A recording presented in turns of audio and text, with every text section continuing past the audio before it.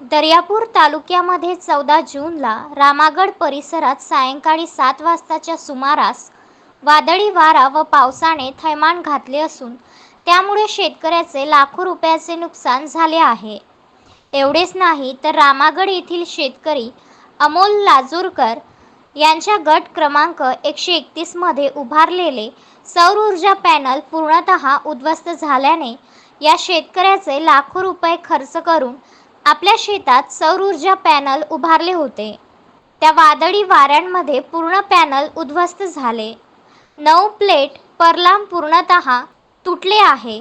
त्यामुळे त्या शेतकऱ्याचे लाखो रुपये पाण्यात गेले आहे व त्याला योग्य ते सौर ऊर्जा कंपनीने नुकसान भरपाई देणे गरजेचे आहे।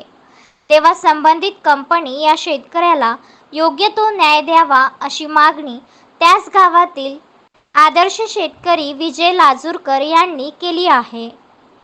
गजानन देशमुख, विदर्भ न्यूज, दर्यापूर।